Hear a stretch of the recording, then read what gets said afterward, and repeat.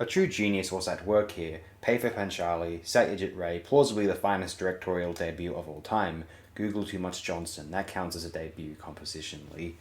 Few directors lived up to the hype quite like Satyajit Ray, whose entire body of work is littered with filmic classics.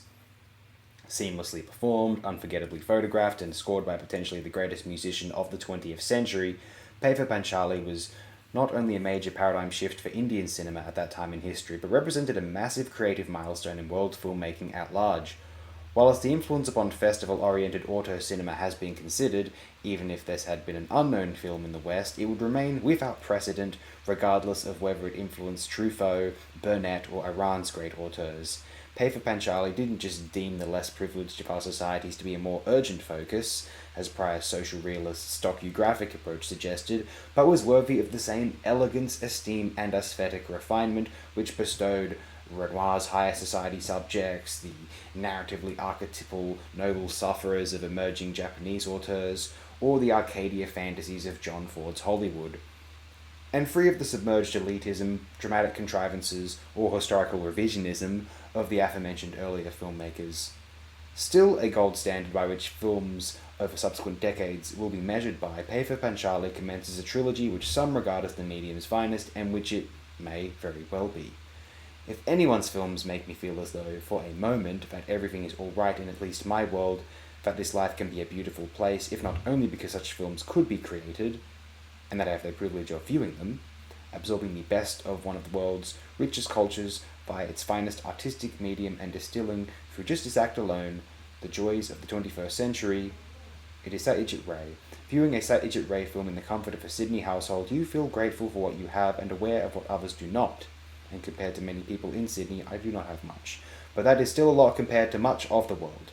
I stand with fellow Australian Peter Singer on the subject of wealth inequality, and believe me, if I had any wealth to spare and had sustained within reason my own family, I'd be sharing my wealth to those who deserve it more, who need it more, who would spend it on items other than luxuries and disposable leisurely goods.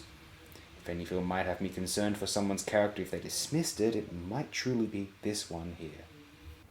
Reading out from 1001 Movies You Must See Before You Cark It.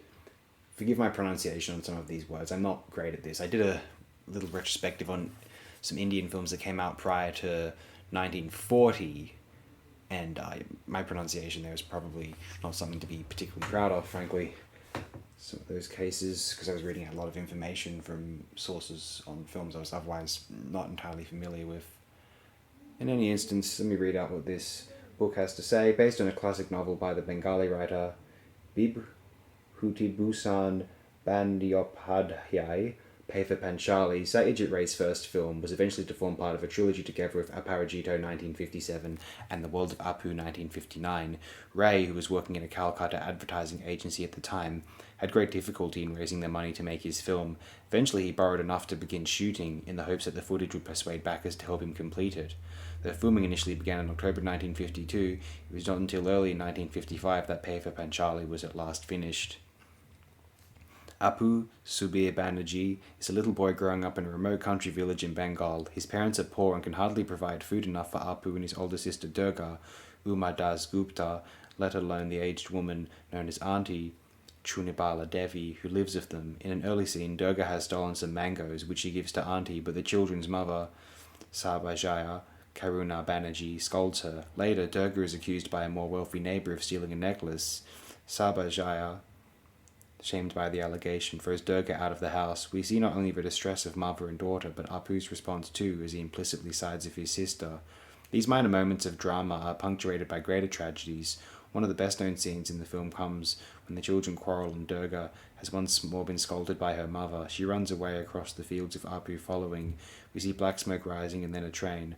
Apu and Durga run toward it, excited by this vision of something from the wide world beyond their village. On the way back, chattering together, their quarrel made up, they encounter Auntie sitting in a bamboo grove. When Durga touches her, she keels over. She is dying. The father, Harihar Kanu Banerjee, leaves for the city to try and make some money. While he is away, Durga catches pneumonia and dies. Unaware, the father returns, flushed with success in carrying gifts for his family, including a sari for Durga. Sabajaya breaks down and weeps. Harihar collapses in grief. We observe Apu listening to his father's cries. Eventually, Harihar decides to take the remainder of his family, back to the city. In a telling moment, while helping clear the house, Apu finds a necklace hidden in a bowl. So Durga did steal it after all. For knowledge makes Apu's grief more poignant. Apu throws the necklace into a pond, where the weeds close over it. Ray's mise-en-scene has great delicacy, capable of expressing very strong emotion and lyrical delight. Few will forget the sequence in which Apu and Durga hear the sound of the travelling sweet seller. Although they have no money to buy, they trot along behind him, followed in turn by a curious dog. The little procession is reflected in a pool of water. Helped by Ravi Shankar's marvellous music, Pay for Panchali achieved worldwide success, earning Ray recognition at the 1956 Cannes Film Festival.